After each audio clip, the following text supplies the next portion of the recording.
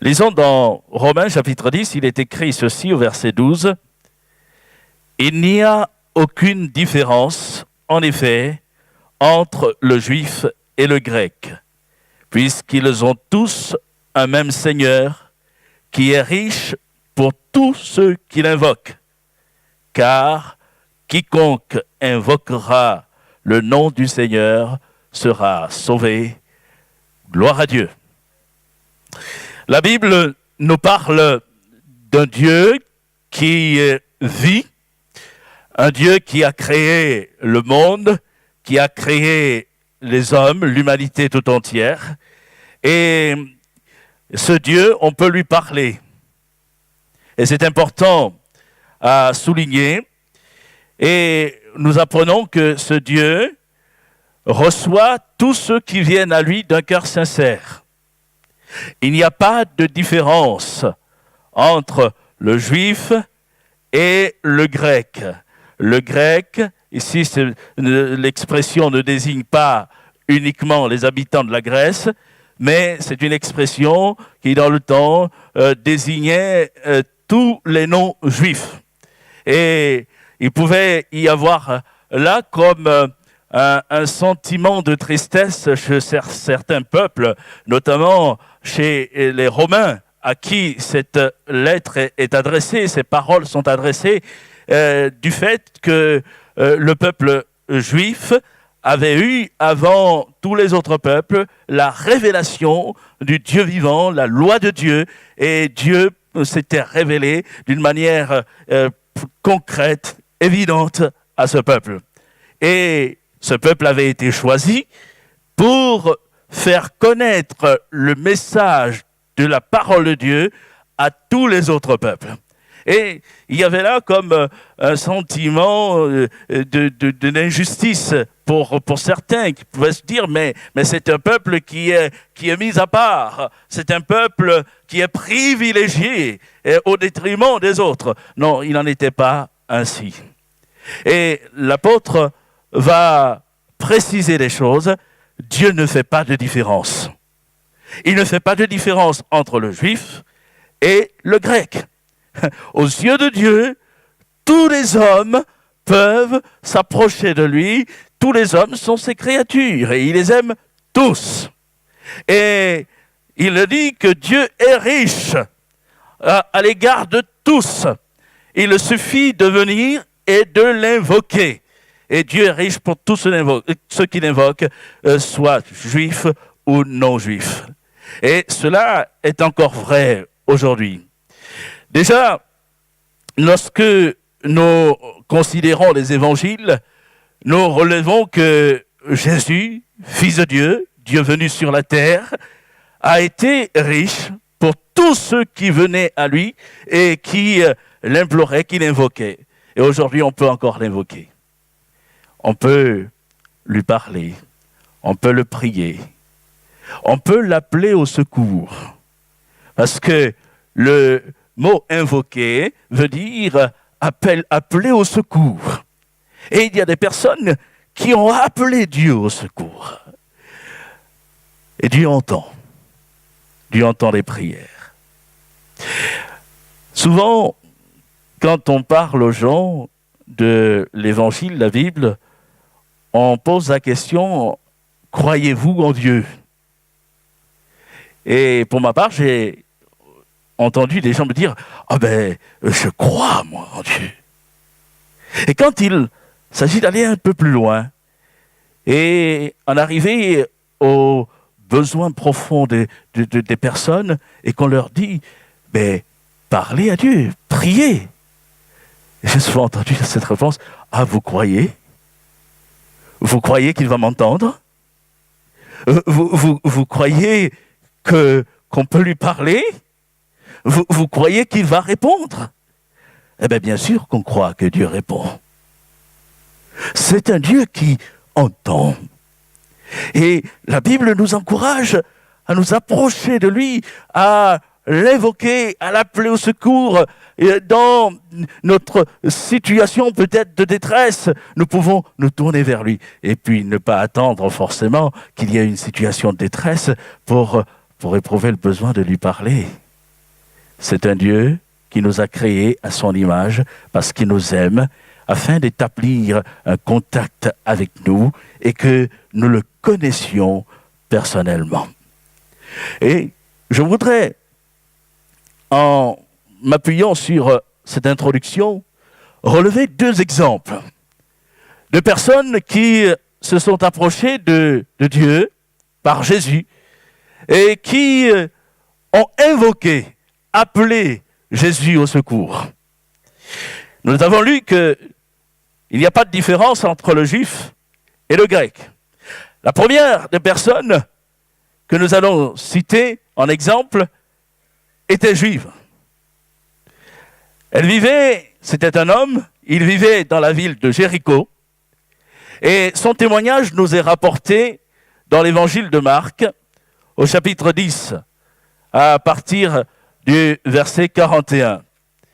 Cet homme était aveugle et un jour, il a entendu le bruit d'une grande foule, brouhaha, une foule qui passait par là et en fait, au milieu de la foule, il y avait Jésus, le Fils de Dieu. Et réalisant que c'était Jésus qui passait par là, cet homme qui se trouvait assis au bord du chemin par lequel Jésus passait, a élevé la voix et il a appelé Jésus au secours en criant « Fils de David, aie pitié de moi ». Et la Bible nous dit que plusieurs de ceux qui étaient là ne l'ont pas aidé, puisqu'il y en a qui le reprenaient violemment, durement pour le faire taire. Mais cet homme insistant a crié de plus belle « Fils de David, Jésus, aie pitié de moi ». Et l'Écriture nous témoigne de l'attitude de Jésus qui s'est arrêté et qui a fait venir cet homme jusqu'à lui. Et à la fin de l'échange, l'homme va être guéri. C'est l'histoire de l'homme appelé Bartimée. Et nous relevons dans ce récit, qu'on pourrait lire très rapidement, ils arrivèrent à Jéricho, et que Jésus en sortit avec ses disciples et une assez grande foule, le fils de Timée, Bartimée, mendiant aveugle, était assis au bord du chemin. Il entendit que c'était Jésus de Nazareth, et il se mit à crier « Fils de David, Jésus, aie pitié de moi !» Plusieurs le reprenaient pour le faire taire, mais il criait beaucoup plus fort « Fils de David, aie pitié de moi !» Jésus s'arrêta et dit « Appelez-le ». Ils appelèrent l'aveugle en lui disant « Prends courage, lève-toi, il t'appelle ». L'aveugle jeta son manteau, se levant d'un bond, vint vers Jésus.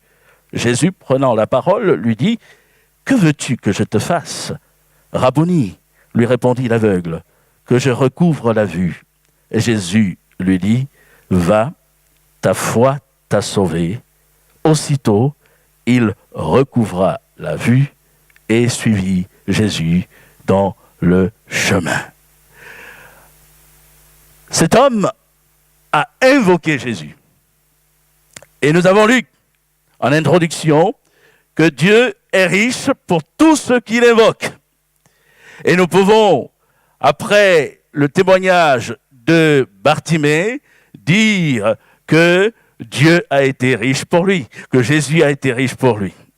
Mais je voudrais m'arrêter sur certaines choses, certains points de ce témoignage. Si on avait une caméra, il y en a une au fond de la salle, et qu'on avait été présent au moment où Bartimée a crié à Jésus, personnellement, j'aurais fait des grands plans, des gros plans sur des moments précis. J'aurais fait un grand plan sur la personne de Jésus en mouvement. Jésus qui passe. Et qui passe par le chemin où se trouve Bartimée. Et Bartimée est assis dans sa condition. Et j'aurais fait là un gros plan pour montrer que Jésus va passer exactement par le chemin au bord duquel Bartimée se tient assis. Je voudrais ici retenir cela. Jésus passe. Et il savait que là, au sortir de la ville de Jéricho, se trouvait un homme. Et il passait. Et il a choisi de passer par ce chemin-là. Il aurait pu en emprunter un autre. Mais ce jour-là, Jésus a décidé de passer par ce chemin. Et aujourd'hui encore, Jésus est celui qui passe et qui choisit de passer par bien des chemins pour rencontrer des personnes qui sont comme prostrées, comme là découragées, comme abattues dans leur tristesse, comme vivant une vie douloureuse, une vie qui, dirait-on, ne vaudrait pas la peine d'être vécue. Cet homme, dans sa condition, est là, prostré, et il doit se résoudre à mendier, à dépendre de ce que les autres lui donnent. Mais ce jour-là, Jésus va changer sa vie. Parce que Jésus a choisi de passer par ce chemin. Et Jésus est celui qui passe. Et aujourd'hui, peut-être, tu n'avais pas pensé être en ce lieu.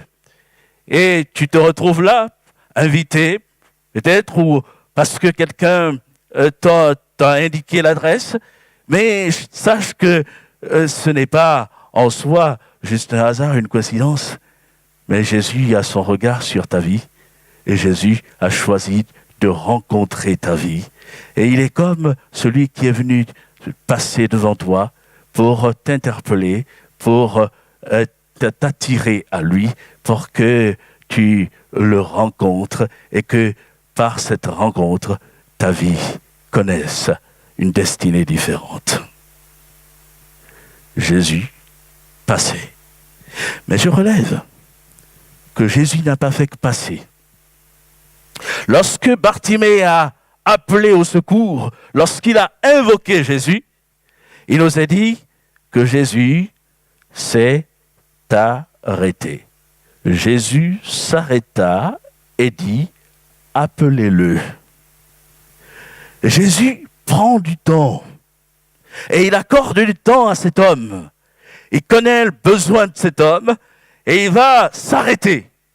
Un peu comme pour lui permettre de venir d'une manière encore plus proche de lui et être dans sa présence. Jésus s'arrêta. Et Jésus est celui qui prend le temps. Et il veut s'arrêter sur ta vie. Il veut s'arrêter pour que tu puisses t'approcher encore plus de lui, plus près de lui. Et que là, dans sa présence, tu puisses aussi exprimer ce qu'il y a dans ton cœur, dans ta vie, que tu puisses exprimer ta prière, ton besoin, lui présenter la situation de ta vie. Et c'est vrai qu'il y a bien des vies qui sont marquées et qui sont en preuve de désespoir. Des vies, personnes qui ont perdu goût à la vie. Mais comme nous l'avons encore entendu tout à l'heure par le témoignage, Jésus est celui qui guérit même d'une dépression, qui change une vie. Tout à l'heure, Francine disait que lorsqu'ils ont entendu l'évangile, tout a changé dans la maison, dans la famille, tout a changé. Elle ne voyait plus sa mère couchée, pleurant, en proie à la dépression, mais sa mère était heureuse. Ce n'est pas un homme, un pasteur, qui a fait cela, qui a changé la vie de cette femme, mais c'est cette rencontre avec la personne de Jésus. Jésus a entendu ses prières, ses demandes, et Jésus est descendu pour la guérir. Il y a des vies qui sont comme là, au bord du chemin, mais Jésus s'arrête. Jésus s'est arrêté sur le chemin d'une jeune fille. Il y a quelques années de cela, elle avait un peu plus d'une vingtaine d'années. Et déjà si jeune, elle était lassée de la vie. Elle voulait mettre un terme à sa vie. Nous avons connu cette jeune fille dans la ville de Perpignan. Elle avait été marquée par la perte d'un être cher. Elle avait perdu une de ses grand-mères, et avec laquelle elle était très proche. Et cette perte, cette séparation douloureuse, l'a amenée à perdre goût à la vie, au point qu'elle envisageait de mettre un terme à sa vie. Et elle projetait de se suicider. Elle avait tout prévu, tout organisé, et seulement, pour ne pas causer plus de chagrin à son autre grand-mère, elle avait décidé de mettre à exécution son projet après les fêtes de fin d'année, parce qu'on était aux abords, à l'approche des fêtes de fin d'année. Et cette jeune fille a planifié les choses, mais seulement sa grand-mère, son autre grand-mère, l'a invitée à venir à un culte. Elle a répondu pour faire plaisir. Et ce jour-là, elle est rentrée dans une salle comme celle-ci et elle a entendu le message de l'Évangile. Et exceptionnellement aussi, ce jour-là, le pasteur, qui n'avait jamais prêché sur le psaume 23, a changé son message, il ne savait pas pourquoi, et il a prêché sur le psaume 23, « L'Éternel est mon berger ». Et dans les mots qu'il a prononcés, il a donné des paroles précises et que cette jeune fille a reçu comme étant vraiment des réponses aux questions qu'elle se posait, et elle a conclu que Dieu lui parlait et que ce n'était pas simplement un hasard, une coïncidence, ou simplement le fait de répondre à l'invitation de sa grand-mère, mais que ce jour-là, Dieu avait décidé de venir à sa rencontre.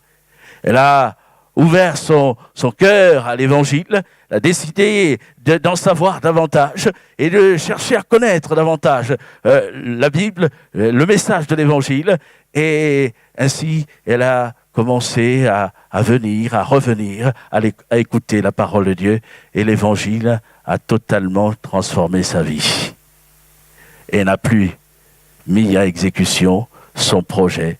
Et cette fille, elle vit encore aujourd'hui.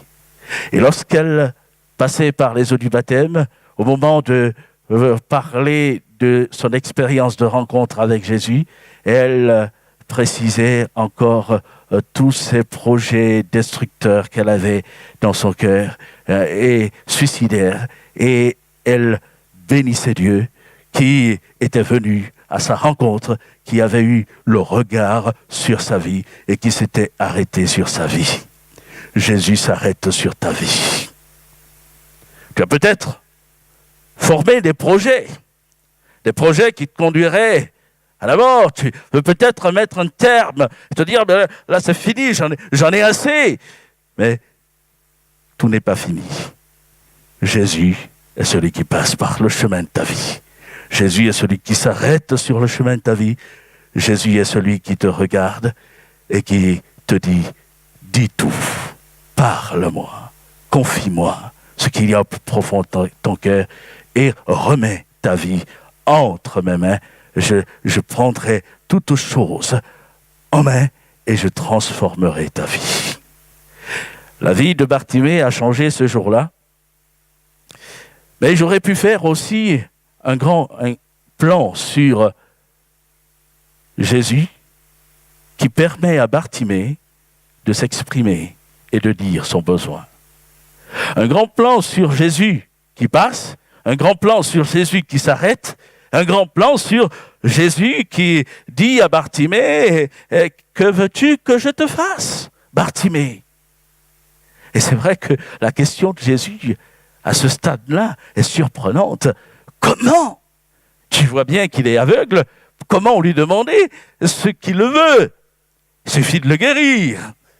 Et non, Jésus a choisi de lui poser la question parce que Jésus a choisi de lui donner la possibilité d'exprimer ce qu'il y a au plus profond de son cœur. L'attitude de Jésus est différente de celle des autres, de ceux de la foule, qui reprenaient cet homme dès les premiers cris. Ils ont repris cet homme, ils l'ont rabroué littéralement pour le faire taire. Ça suffit, arrête, tais-toi, Bartimée. Mais alors qu'il se présente face à Jésus, ce dernier lui dit, que veux-tu que je te fasse? Si les autres te disent, non, tais-toi, n'exprime pas ce qu'il y a là, arrête de crier. Mais Jésus va lui dire, Bartimée, en ma présence, tu peux librement exprimer ton besoin, tu peux dire ta prière, tu peux t'adresser à moi.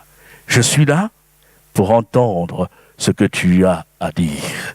Et c'est vrai que Dieu n'est pas occupé à la manière dont pensent certains. Il y en a qui disent, oh, ben Dieu, il a tellement à faire. Mais il ne pourra pas encore prendre le temps de m'accorder son attention. Il ne pourra pas prendre le temps d'entendre ce que j'aurais à lui dire. Non, Dieu n'est pas un Dieu qui soit ainsi débordé comme des hommes, mais il est celui qui prend le temps, qui s'arrête sur la vie de quiconque a besoin de lui. Et Bartimée l'a compris, et Bartimée a exprimé son besoin, il a été guéri. Et il y a cette parole. Va, ta foi t'a sauvé. Va, ta foi t'a sauvé. Et l'Écriture nous dit, aussitôt il recouvra la vue et suivit Jésus dans le chemin. Jésus a changé sa vie.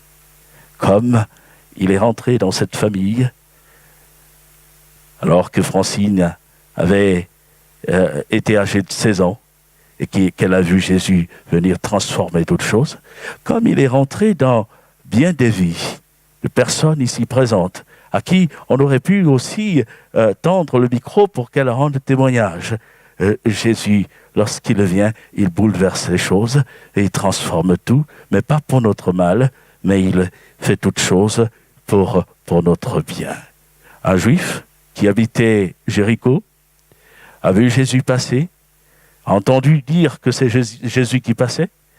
Il était aveugle, infirme, et il a crié à Jésus, et Jésus l'a délivré de son infirmité. Il a pu voir. Et, chers amis, Jésus est celui qui ouvre encore les yeux. Il ouvre les yeux. Oh, il y a plusieurs formes de cécité. Il y en a qui sont aveugles quant aux choses de Dieu. Et Jésus veut ouvrir nos yeux. Et quand je dis cela, je ne veux pas indexer qui que ce soit, puisque je pense à ma propre condition, à ce que j'étais. Tout à l'heure, dans le témoignage, Francine me faisait penser à ce que j'ai personnellement vécu quand elle disait « on entendait parler de Dieu ». Mais on ne comprenait pas ces choses. Mais moi aussi, j'entendais parler de Dieu. Et je pouvais dire dès mon enfance, Jésus est mort sur la croix pour sauver les hommes. Mais qu'est-ce que cette parole signifiait profondément ? Je ne le réalisais pas. Mais quand Jésus est venu me rencontrer pour ouvrir mes yeux, pour ouvrir mon intelligence, pour que je comprenne ce que je voulais dire, Jésus est mort sur un bois, il est mort et il est ressuscité, là les choses ont changé. Ce qui était simplement des paroles qu'on pouvait répéter, est devenu une réalité vécue dans le cœur. Et je peux dire, j'étais moi aussi aveugle, j'étais comme Bartimée, et Jésus a ouvert mes yeux. Et si aujourd'hui nous parlons de Jésus, nous proclamons ce message, c'est parce que nous avons vécu, nous avons expérimenté ce que Jésus est venu véritablement à faire dans notre vie. Il est venu ouvrir nos yeux pour que nous contemplions la puissance de Dieu, que nous comprenions l'amour de Dieu pour notre vie, que nous comprenions aussi que Dieu a une destinée pour nous, une destinée éternelle, heureuse dans sa présence.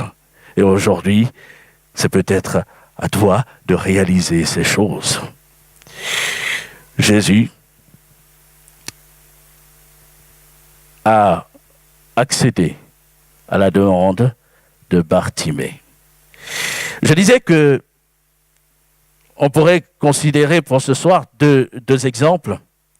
Le deuxième exemple, toujours dans l'évangile de Marc, est la rencontre entre une femme qui vivait dans la région de Tyr et Sidon, c'est-à-dire dans le Liban actuel, et qui a exprimé aussi son besoin à Jésus, l'appelant au secours. Dans Marc, chapitre 7, à partir du verset 24, il est dit ceci, donc Jésus part de la terre d'Israël pour les territoires de Tyr et Sidon. Il est dit, Jésus étant parti de là, s'en alla dans le territoire de Tyr et de Sidon. Il entra dans une maison, désirant que personne ne le sût. Mais il ne put rester caché, car une femme, dont la fille était possédée d'un esprit impur, entendit parler de lui et vint se jeter à ses pieds. Cette femme était grecque. Et on relève, cette femme était grecque.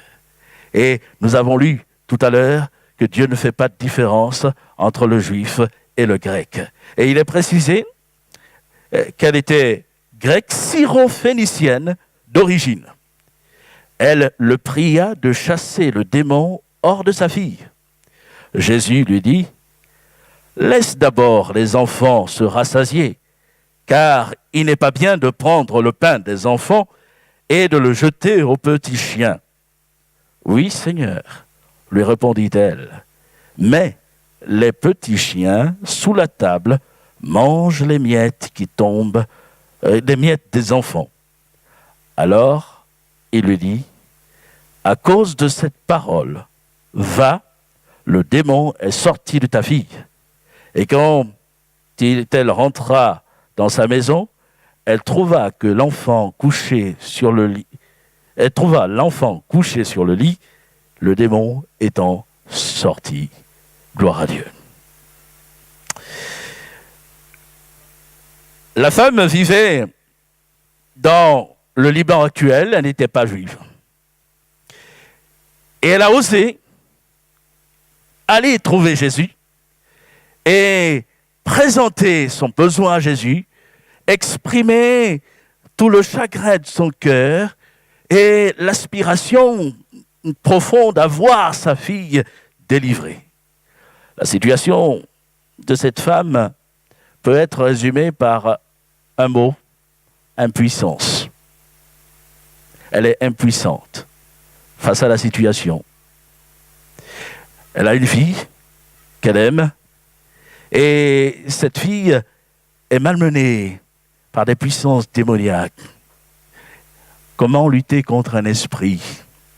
Quand on est homme, on n'est qu'un être humain. On a beau essayer, mais cela nous dépasse. Et on peut être là, réduit à constater avec peine qu'on ne peut pas apporter l'aide qu'on aimerait apporter.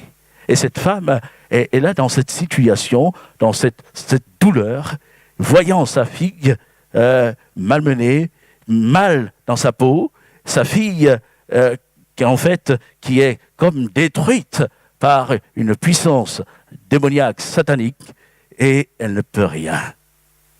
Mais la bonne nouvelle, c'est qu'il nous a dit qu'elle a entendu parler de Jésus. Et en ayant entendu parler de Jésus, elle est allée là où Jésus se trouvait. Et elle a exprimé sa prière, son besoin à Jésus. Et il est important, quand on entend parler de Jésus, de pouvoir se lever et de pouvoir, dans un élan du cœur, aller à sa rencontre. Ne pas rester là, dans sa situation, mais de pouvoir se lever. La femme a entendu parler de Jésus et elle s'est levée. Et Jésus veut, là, au moment où tu entends parler de lui, que tu te lèves. Que tu te lèves de ta situation.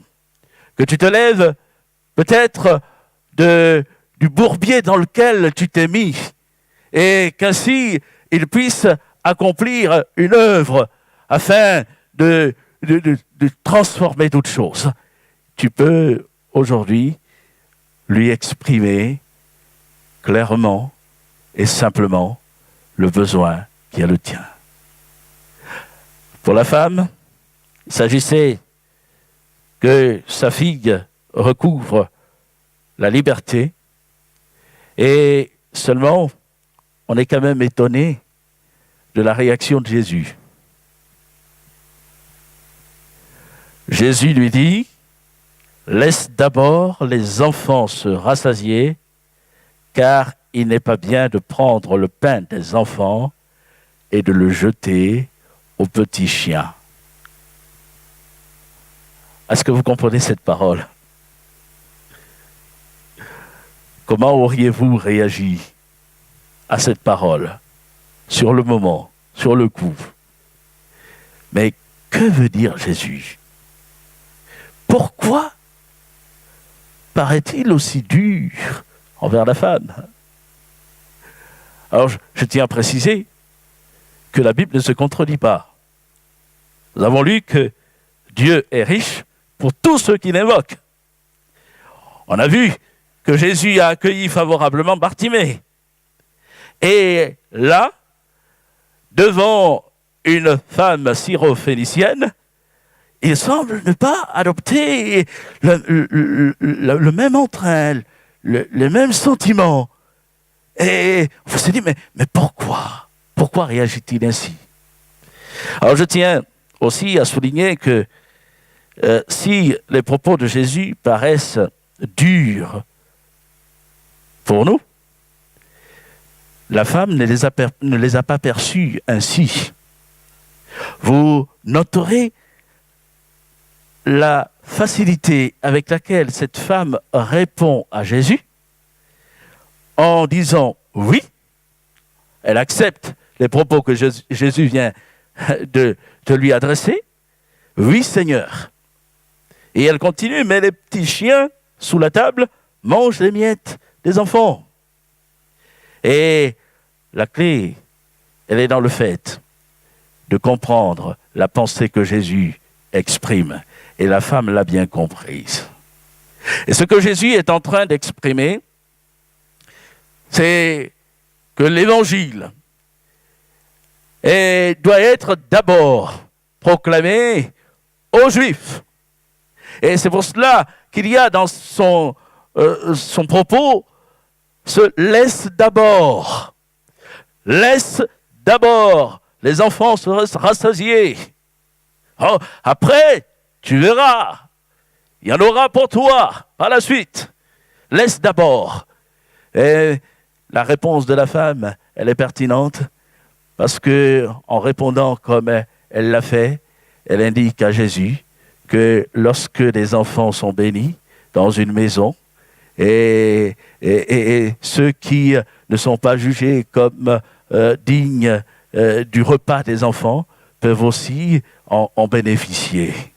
Et en fait, cette femme, dans son élan de cœur, va dire à Jésus, oui, le peuple juif qui a eu la révélation de Dieu, de l'Évangile, il te voit venir comme le Messie, mais les autres peuples aussi vont rentrer dans cette bénédiction du Messie. Et pour ma part, je veux y rentrer dès maintenant.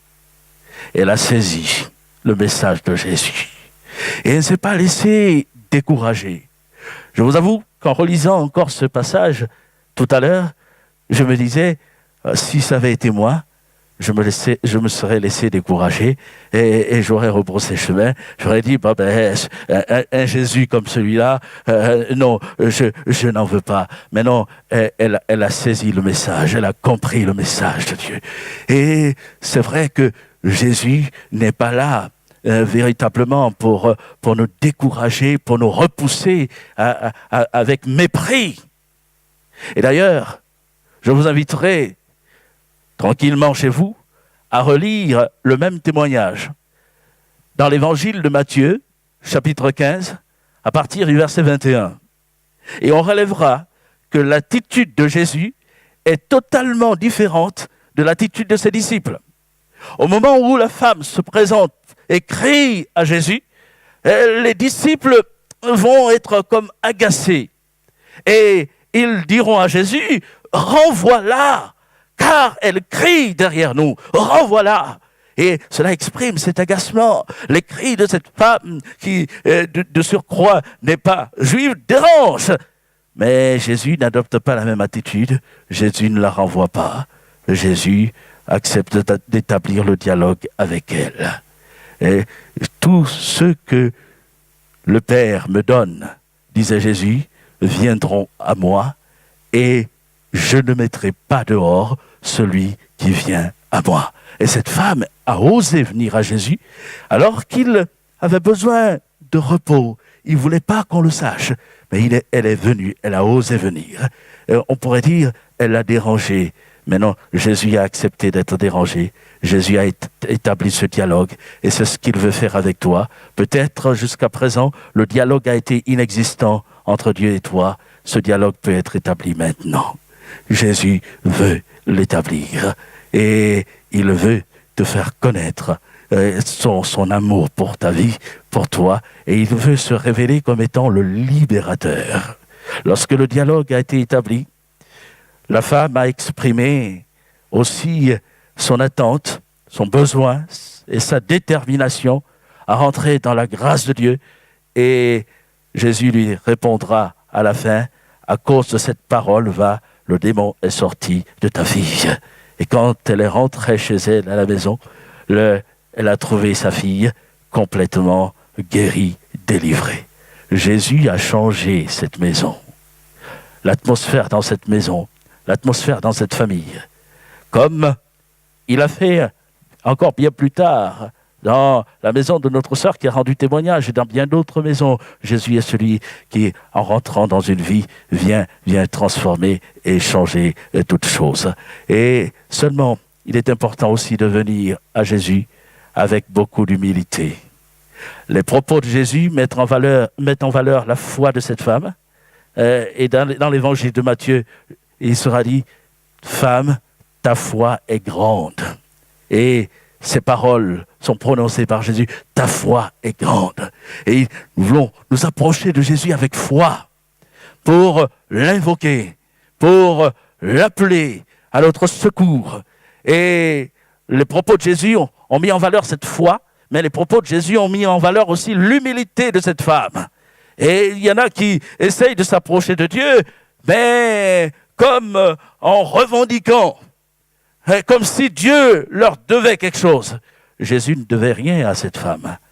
Mais parce qu'elle s'est approchée de lui avec humilité, il a accédé à sa demande et il a répondu à sa prière, il a guéri sa fille et il lui a montré toute la compassion de Dieu à son égard et à l'égard de sa maison.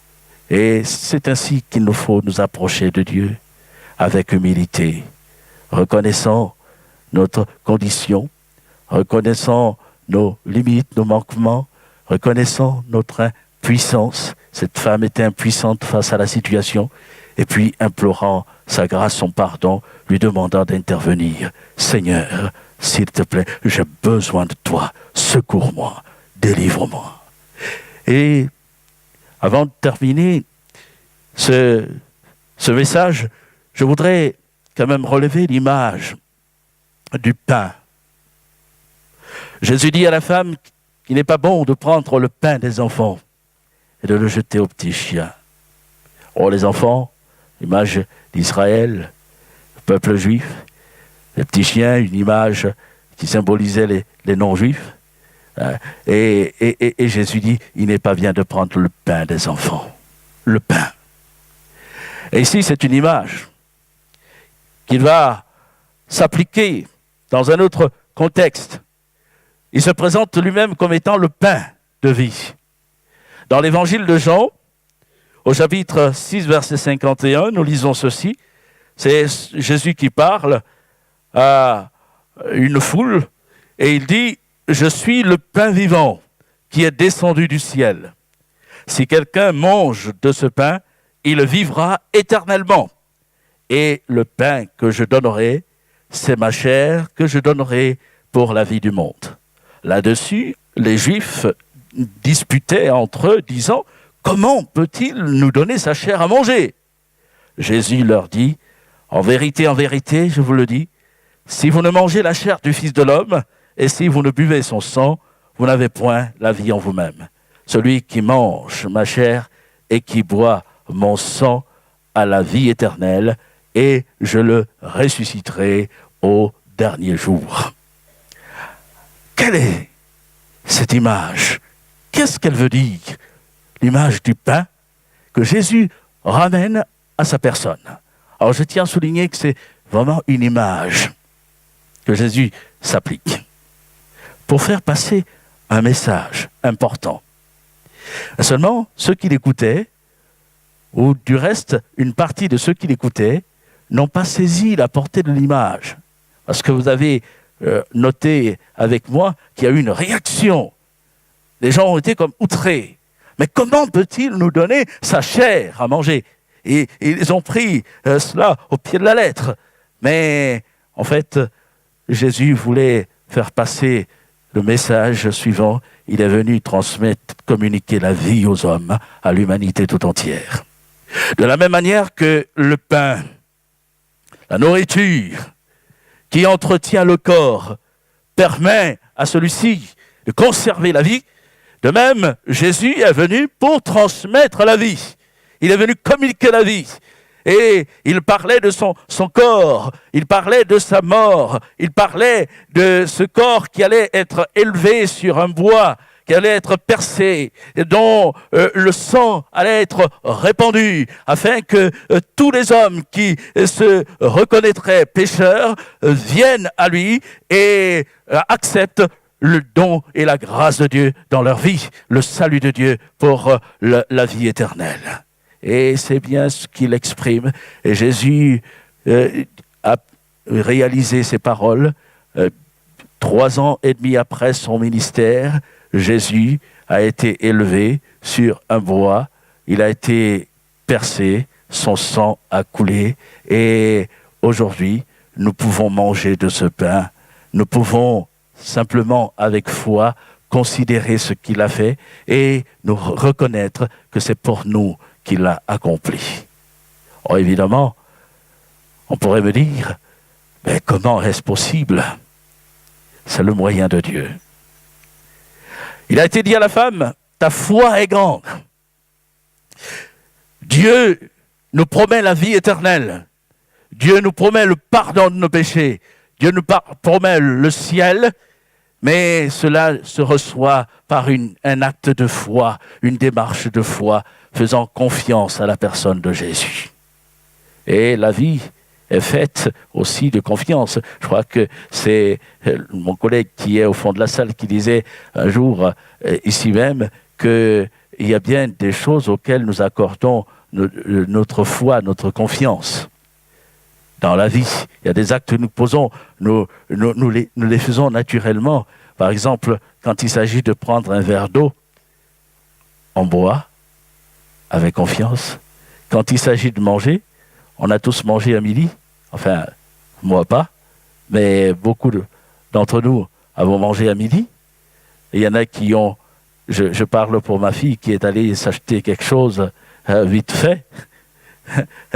Elle n'a pas cherché à savoir qui a préparé l'hamburger et qu'est-ce qui a été mis à l'intérieur, et chercher à comprendre, à savoir, bon, je ne sais pas si c'était un hamburger, mais voilà de ce qu'elle a mangé. Et elle a juste eu le repas elle s'est procuré ce repas, elle l'a porté dans sa bouche et elle a mangé. Simplement. C'est naturel, c'est simple. Mais il a fallu quand même l'acheter. Et derrière, il y a quelqu'un qui l'a préparé. Et quelque part, elle a fait confiance à celui qui a préparé. Et dans un acte de confiance, elle a porté son repas dans sa bouche. Et simplement. Maintenant, on peut aller plus loin, encore dans la réflexion, dans l'illustration. Ce repas, il va lui apporter des forces. Et elle s'est contentée de manger. Après tout le travail qui se fait par la suite, comment les cellules se régénèrent, tout cela, elle ne s'en préoccupe pas. On va pas dans tous ces détails. La réalité, elle est là. On mange parce qu'on en a besoin et on veut recouvrer des forces et point. Et puis, et on continue, on vit. En fait, quand l'Écriture nous enseigne, je laisse là l'aspect du repas de ma fille, simplement pour nous amener à saisir ceci. Beaucoup se posent tellement de questions quand Dieu les appelle, quand Dieu les invite à lui ouvrir leur cœur. Et ils se posent la question du pourquoi, du comment, de ceci, de cela. Jésus est mort sur une croix pour nos péchés. Oui. Et on peut se demander, mais pourquoi, comment? Mais le fait, il est là. Et c'est le moyen que Dieu a suscité pour que nous le rencontrions. Et c'est vrai qu'il nous faut avoir cet acte et dire, Seigneur, donne-moi de comprendre. Je disais tout à l'heure, moi je ne l'avais pas compris. Je pouvais le réciter, mais c'était que des mots. Mais quand le Seigneur est venu à ma rencontre, quand il a touché ma vie, quand il a touché mon cœur, ces paroles sont devenues une réalité gravée dans ma vie. Et je ne me suis plus posé la question du pourquoi, du comment. Le Seigneur a changé ma vie. Il a pardonné mes péchés. Et aujourd'hui, j'ai cette assurance, cette certitude. Si je devais quitter la terre, parce que personne ne restera éternellement sur la terre, si je devais quitter ce monde, et une place m'est réservée là-haut avec le Seigneur, avec Jésus. Mais la relation qui s'est établie entre Jésus et moi n'est pas une relation qui se vivra seulement dans l'au-delà. Quand je serai parti de cette terre, je la vis dès maintenant. Jésus a changé ma vie. Jésus remplit mon cœur de son amour. Et ce qu'il a fait pour moi, il le fait pour tous ceux qui l'invoquent. Parce que Dieu est riche pour tous ceux qui l'invoquent, pour tous ceux qui l'invitent à prendre place dans leur vie. Nous allons couper nos fronts, prendre un moment de prière.